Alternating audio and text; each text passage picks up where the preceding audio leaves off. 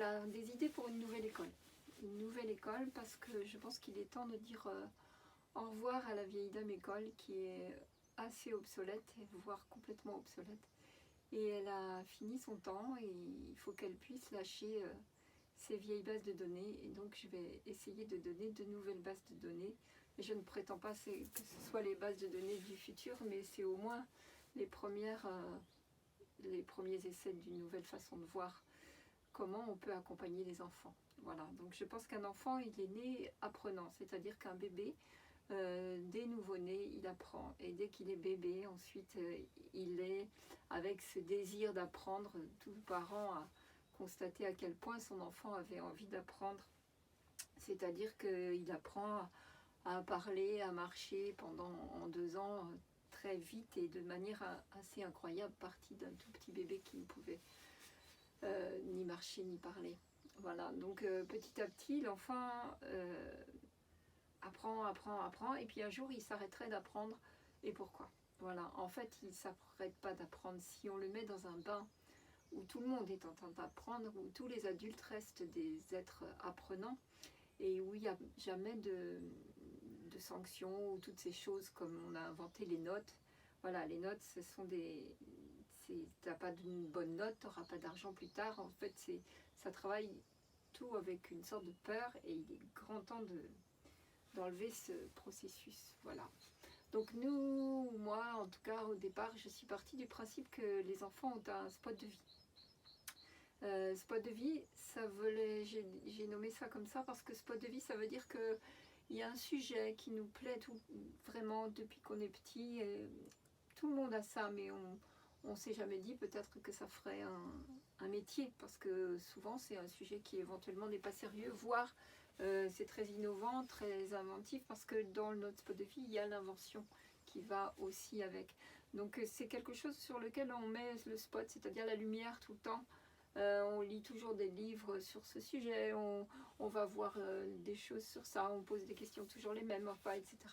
Voilà, tout enfant a ce genre de phénomène en lui, mais il n'y a pas d'adulte pour accompagner ça, voire il peut arriver, et c'est certainement arrivé de nombreuses fois, qu'on dise à l'enfant c'est pas sérieux, tu gagneras pas ta vie avec ça, allez, trouve quelque chose de plus raisonnable, etc. Voilà, toutes ces vieilles phrases qui tuent en un rien de temps un spot de vie. Par contre, si un enfant est accompagné dans ce spot de vie, s'il a beaucoup d'adultes apprenant autour de lui, s'il y a beaucoup d'adultes qui ont leur spot de vie, alors lui rencontrera peut-être le spot de vie qui lui ressemble. Voilà, je pense que chaque spot de vie est très particulier et n'a pas comment dire de spot de vie. Il n'y a pas de spot de vie similaire, c'est-à-dire que chaque spot de vie peut se compléter, et des fois des spots de vie très différents peuvent s'assembler. Moi j'ai plusieurs spots de vie, mais j'avais le spot de vie sculpture et architecture, et avec j'ai fait les Carter, parce que j'allais voir tout le temps les sculptures dans plein de musées le plus que je pouvais, et l'architecture, je ne pouvais pas m'empêcher de lire des livres d'architecture tout le temps. Voilà, et j'ai fini par inventer les Carter. Voilà, une sorte de spot de vie qui, voilà, et d'autres gens reprendront ça, qui feront pas les Carter que j'ai fait, qui feront d'autres, etc. Voilà, donc c'est un processus, on pourrait dire passion, mais c'est plus que ça, parce que la passion peut être dévorante, peut faire qu'on ne pense plus qu'à ça, alors que le spot de vie, c'est vraiment cette espèce de vitesse de croisière où toute sa vie, on va chercher sur un sujet. C'est ce que je suis en train de faire aussi là, c'est-à-dire que j'ai dans mon spot de vie le côté éducation, école, etc. Et toute ma vie, j'ai lu beaucoup de livres sur des gens qui avaient des spots de vie, éducation, etc. Et j'ai fait mon idée à moi petit à petit, etc. Et donc je suis en train de vous retranscrire mon spot de vie, qui n'est pas abouti évidemment, parce que toute ma vie, je pense que je vais chercher sur ce spot de vie. Voilà.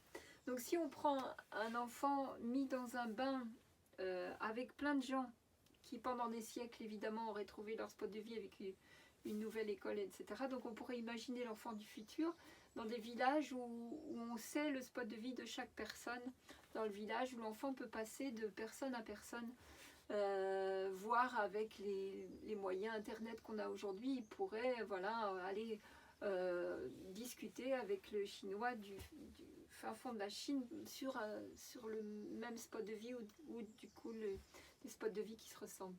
Voilà, ça c'est quelque chose qui s'allume, c'est-à-dire on allume à ce moment-là l'enthousiasme. Quand l'enthousiasme s'allume sur un sujet, il s'arrêtera jamais et toute la vie et parfois jusqu'à la fin de la vie, on aura encore à chercher jusqu'au dernier moment peut-être. J'aime beaucoup dans Avatar cette femme elle est en train de mourir et elle était avec son spot de vie, les plantes, etc. Et elle meurt et elle est encore en train de parler de son spot alors qu'elle est en train de mourir. Je ne sais pas si vous vous souvenez de ce morceau de film d'Avatar. Voilà. Donc, imaginons qu'on accompagne nos enfants avec les spots de vie. Mais il y a une chose, voilà, je ne dis pas souvent les choses négatives de la maîtresse d'école et de tous les maîtres d'école et d'autrefois et professeurs qui ont, depuis des siècles, intégré même en eux-mêmes que si on ne les avait pas forcés, ils n'auraient pas appris. Donc il faut forcer les enfants et les parents ensuite forcent leurs enfants, etc. Et c'est comme un cercle infernal qui empêche que le spot de vie soit libre, ouvert, inventif, avec des utopies, avec toutes ces choses dont on a urgemment besoin. J'ai souvent dit à mes enfants, parce que j'étais prof de piano, ce qui n'était pas mon spot de vie, et mon spot de vie c'était plutôt l'enseignement. Donc à travers le piano, j'ai fait beaucoup de recherches, entre guillemets, avec tous mes élèves, autant adultes qu'il fallait guérir de « je ne peux pas apprendre, j'ai peur », etc., de tous ces enfants qui pensaient que j'étais une maîtresse et qu'il fallait m'écouter complètement et pas inventer, etc. Donc j'ai toujours dit à mes enfants que Mozart n'était pas un génie. On dit que les gens sont des génies justement quand ils ont développé leur spot de vie. Mozart, il est né dans une famille où il y avait le même spot de vie. Il a été vu dans son spot de vie et on l'a emmené voir tous les spots de vie de l'Europe. Enfin, une grande partie des spots de vie connus de l'Europe, et donc il a rencontré des spots de vie. Il avait un père dans le même spot de vie qui a probablement, ce serait intéressant de voir Monsieur Mozart comment il a su accompagner le spot de vie de son fils, et du coup ça a donné un génie de son spot de la musique. Voilà, et notre société, cette société de cette époque, si elle avait identifié ce spot de vie, toutes les symphonies et toutes les merveilleuses sonates qu'on aurait eues en plus, parce qu'il est mort dans la trentaine et quelques, parce qu'il est mort pauvre et pas reconnu, ou en tout cas pas suffisamment, et donc pas reconnu assez dans son spot, et ne pouvant en vivre réellement. Voilà, donc si on avait des milliards de Mozart, je crois que tout serait bien différent. Donc actuellement, il y a des milliards de Mozart, des milliards de gens avec leurs spots prêts à les développer, à les diffuser, à les partager, parce qu'un spot, ça se partage. C'est-à-dire que quand on a un spot de vie, on prend son spot de vie, on le fait et on fait toujours plus. Donc on pourrait même développer une théorie économique, c'est-à-dire que si je fais mon spot, j'ai toujours du plus, et ce plus, je le donne. Parce que j'ai trop envie de le donner. Là, j'ai vraiment envie de donner ce que j'ai compris du spot de vie école. Et ça ferait des circulations de tous ces plus qui seraient donnés, autant en savoir qu'en miel, qu'en légumes, qu'en tout ce qu'on peut imaginer. C'est-à-dire que, voilà. Et il y aurait une émulsion de gens qui se rassembleraient sur des spots de vie qui peuvent s'entraider, etc., etc. Donc c'est toute une économie très très différente. Mais pour ça, il faut que la vieille dame école lâche nos enfants qui finissent par perdre leur spot, comme nous tous, pour beaucoup de gens ont oublié leur spot. Voilà, chacun peut essayer de se souvenir des petites micro-passions qui semblaient peut-être pas du tout sérieuses, ou alors cette passion qu'on a cassée un jour, voilà, et la retrouver. Actuellement, beaucoup de gens qui avaient des grands diplômes ou des métiers, etc., sont en train de sauter le pas, ou complètement de changer leur vie incroyablement pour aller probablement vers quelque chose qui ressemble à leur spot de vie. Donc si c'était fait consciemment, tout ça, ce serait bien plus efficace, et si c'était accompagné aussi par toute une société qui favoriserait que chacun puisse faire son spot, ce serait vraiment magnifique. Alors, comment faire pour que cette machine enthousiasme redémarre? Parce que je crois que avec l'enthousiasme, on va faire une société qui va se transformer totalement. Ce moteur enthousiasme est éteint, ou en tout cas très peu allumé à très peu d'endroits. Et si on pouvait le rallumer pour autre chose que gagner de l'argent, mais gagner sa vie, c'est-à-dire avoir posé des actes sur de faire évoluer un sujet. Voilà. Et donc ça, pour moi, c'est gagner sa vie. C'est-à-dire je prends un sujet, je le fais évoluer, et quand j'ai fini ma vie, sûrement, souvent, je pense dans les temps futurs, on verra l'ancien qui passera au suivant, c'est-à-dire c'est comme si on passait le relais pour que ce sujet toujours progresse au fil des siècles, au fil des générations.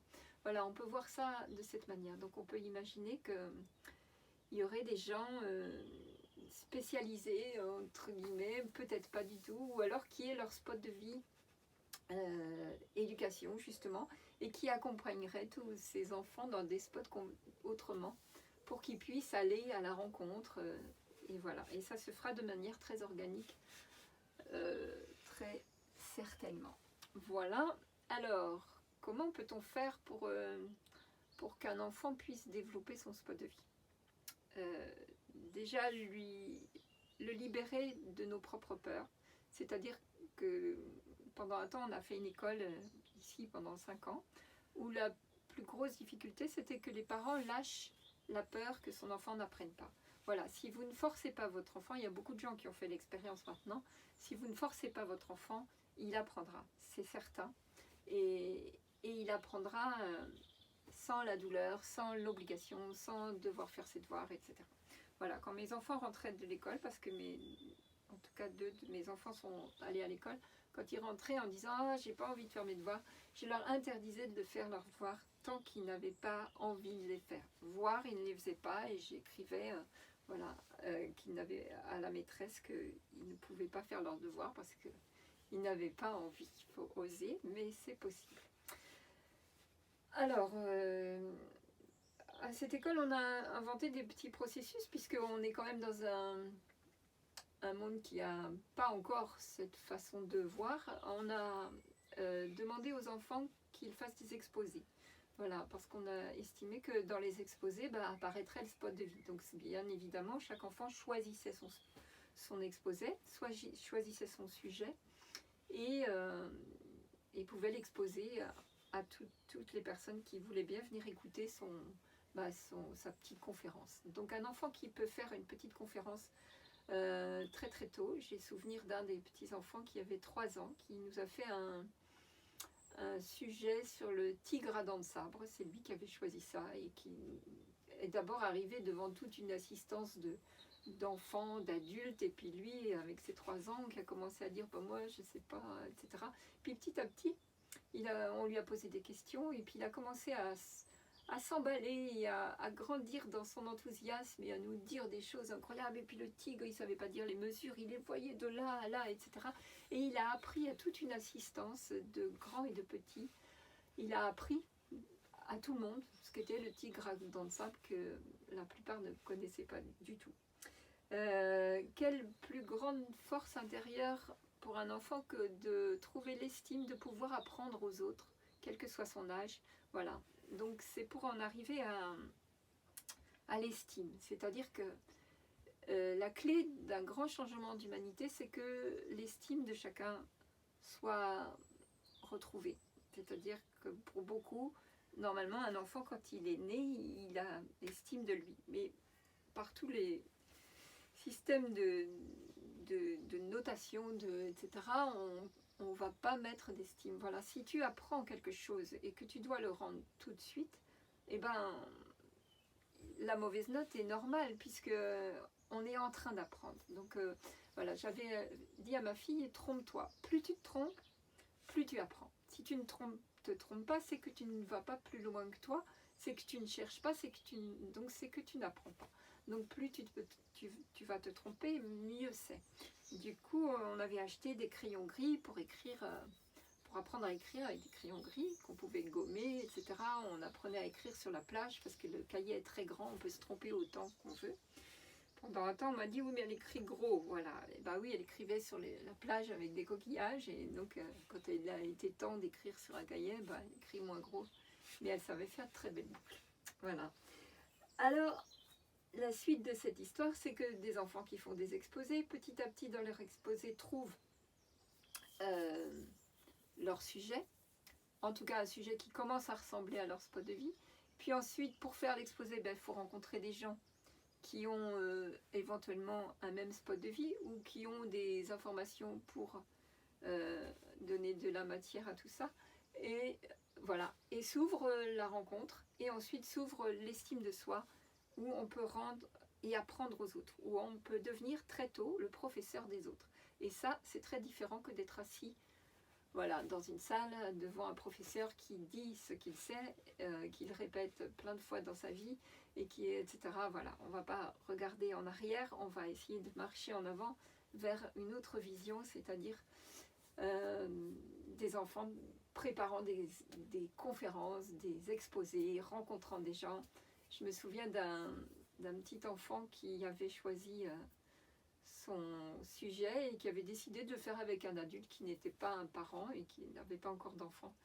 Et c'est incroyable, c'était vraiment magnifique parce que en fait, le petit garçon ne se laissait pas forcer et le jeune homme voulait lui forcer puisqu'on lui avait forcé autrefois. Donc, et il y a eu tout un processus où en fin de compte, le petit enfant a appris aux grands à devenir parents, c'est-à-dire parents qui ne forcent pas et qui perd cette idée que l'enfant n'apprendra pas si on le force. Voilà.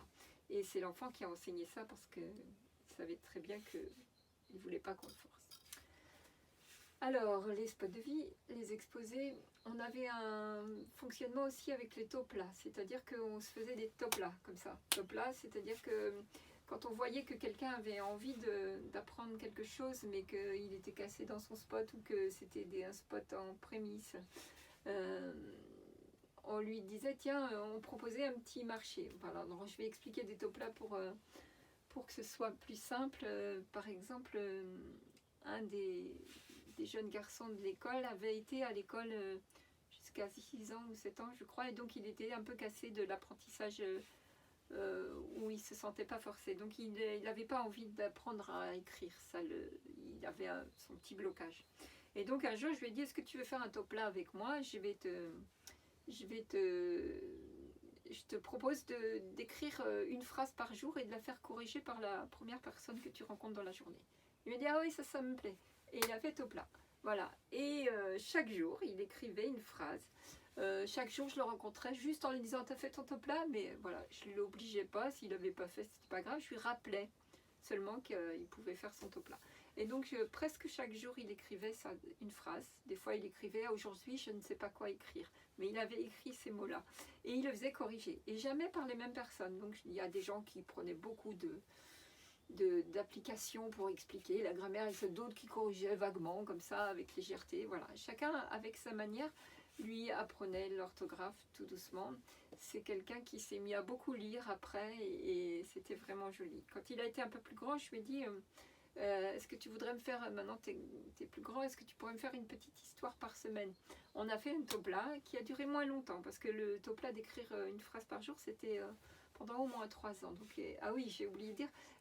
Et moi, j'ai collectionné les plus belles phrases, et j'ai fait un cahier avec les plus jolies phrases. Quand une phrase était vraiment belle, je l'écrivais. Ça a fait comme un tout petit cahier avec les poésies des phrases du topla de ce petit garçon. Et... ensuite, donc, il a fait une petite histoire. Donc, parfois, je voyais un petit groupe d'enfants en train de faire l'histoire de la semaine. Alors, des fois, c'était des tout petits livres comme ça. Des fois, c'était un plus grand. Chacun mettait son dessin, etc. Mais on écrivait cette histoire. Donc, j'ai quelques petits livrets comme ça qui sont des livrets du topla de ce petit garçon qui ne voulait pas écrire et qui, bien évidemment, est un garçon qui sait écrire maintenant grâce au topla. Donc, les toplas peuvent susciter... l'enthousiasme, voilà, c'est comme une entraide entre chacun. J'avais une amie aussi qui avait une très très belle voix et un jour je lui ai dit mais il faut que tu puisses développer ça. Et donc on a fait un topla sur qu'elle me fasse une chanson à la fin de l'année.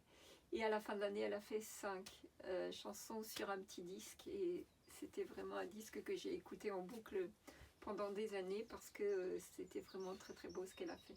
Voilà, donc le toplat peut permettre, donc nous on a beaucoup de toplat entre les gens que je connais, même des gens où j'ai fait des conférences qui me rappellent des fois en me disant « Ah, j'ai fait toujours ton toplat », etc. Donc c'est une sorte d'émulsion d'être comme on pourrait dire les profs du futur, c'est-à-dire où on n'est pas du tout prof, mais on suscite que l'autre puisse aller plus loin que lui-même. Voilà, ça peut être un moyen en tout cas intéressant. Donc les spots de vie, les toplats et les exposés. Voilà, ces 3 bases de données qui sont d'une grande simplicité à remettre en vie si, vraiment j'insiste là-dessus, sur les parents perdent la peur que leur enfant n'apprenne pas. J'ai vu de nombreux parents essayer la non-scolarisation, etc. Mais avec cette espèce de peur que l'enfant n'apprenne pas. Et c'est dommage parce que cette peur, elle est offerte à l'enfant qui finit par lui-même croire qu'il n'apprendra pas. Et donc on perd cette base d'estime de soi. Voilà. Un enfant qui a l'estime de lui, si on peut faire toutes les choses pour développer l'estime plutôt que de casser l'estime. Tu as appris, tu rends sur un cahier, on te met une mauvaise note, plaf. L'estime n'est pas, comment dire, entretenue, alors que c'est vraiment par là, voilà, un enfant qui s'estime va oser essayer, oser aller plus loin que lui-même, oser se tromper, justement. Donc, c'est tout simple, osons nous tromper.